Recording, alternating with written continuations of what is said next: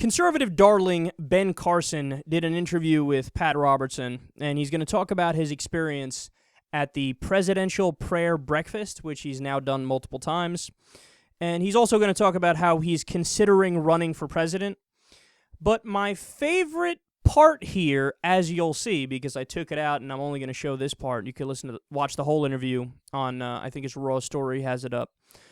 But it's such an amazing contradiction that you're about to see. Let's listen. What is this running stuff?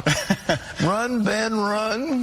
Well, I think a lot of people just feel that we need some common sense. Yeah. I don't know that it's so much me as it is the fact that people associate me with common sense.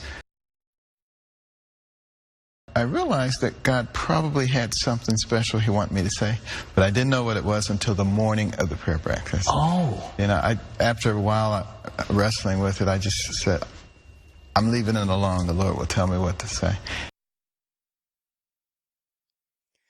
I have so much common sense. People associate me with common sense. I'm all about common sense. And by the way, God talks to me. Whoa, whoa, whoa, whoa, whoa, whoa, whoa, whoa, whoa, whoa, whoa. You can't do that. You're not allowed to do that. Who does that? You can't talk about, oh, man, common sense. I'm all over that shit, son. All I do is tell obvious, simple truths. It's common sense from this guy all day long. And God was whispering to me as I was giving my speech at the prayer breakfast and stuff. See, that second part would be the opposite of common sense. It would be you making shit up. Either you're lying or you desperately need Thorazine or Seroquel or any antipsychotic. Because if you actually hear God talking to you, you possibly have paranoid schizophrenia. So again, either you're a liar or you're crazy. But either way, here's what you don't have. Common sense. I can't stand this stuff, man. I mean, it really gets under my skin. It wears away at you. Because it's a slap in the face. It's just insulting to all of our intelligence.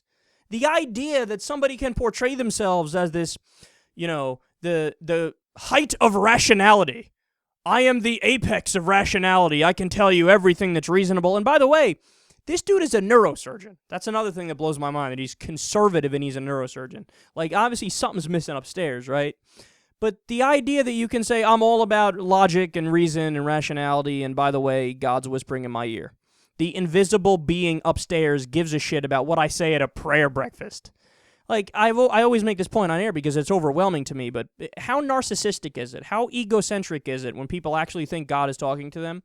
What else is going on in the world right now? Oh, I don't know. Death, disease, famine, little kids with leukemia, natural disasters, climate change, war in Syria, a genocide in the Congo, Saudi Arabia not allowing women to vote or drive and stoning gay people, oppression, repression, suppression, pression, all the pressions in the world.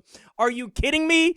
But he's got time to give a shit about what your dumbass says at a prayer breakfast, which nobody's going to remember 17 minutes after they walk out of the room. Give me a break, man. I can't take it. Again, he reminds me of like that Alex Jones mindset. The idea that I'm all about the documents and the evidence and the CIA, and let me tell you something, everybody, I'll tell you all what's going on in the world, and you better listen to me closely. It's all a conspiracy with Bilderbergs and the Illuminati, but I believe in Jesus and the Bible and Christianity. You fruit basket. The biggest conspiracy of all you miss. You see all these conspiracies and everything, but the biggest one ever, religion, which is used to control you and keep you in line. It's the opiate of the masses, as Karl Marx used to call it. You missed the biggest one. The one that talks about how an old man made a boat and saved all the species on Earth and the world is 6,000 years old and flat. And there's a talking snake and a seven-headed dragon and all the nonsense. They tell you you're not allowed to get a haircut. If you get a tattoo, you're going to hell. When a woman has her period, she's not allowed to sleep in the same house as a man. A man can't touch a woman when she has her period. If you eat crab or shrimp or shellfish, you're going to jail. All that insanity, you just throw your lot in with that. I think they're right. I think they're correct. What are you doing? What happened to the, I'm all about evidence and the documents, ladies and gentlemen? Same thing with this jackass. I'm a neurosurgeon, and I'm all about common sense, and this is why a deity is whispering in my ear. If that was true, if that was actually true, if we knew that was true, this dude, are you kidding me? He'd be on the cover of every magazine around the world. We'd be throwing a fucking parade right now. There would be no more wars on Earth because we'd all get together and go, we proved that a God is real, everybody. Rejoice in the streets. Let's all sing and dance and be happy, and let's, oh my God, this is the greatest day ever. It's the greatest news ever. God is real, and we can prove it.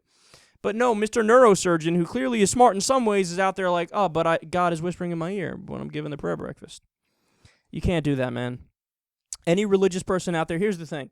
Of course, I believe in freedom of thought, freedom of religion, freedom of speech, and all that stuff. You can believe whatever the fuck you want to believe. It doesn't fucking matter, you know? Go right ahead. Nobody's in favor of thought police, you know?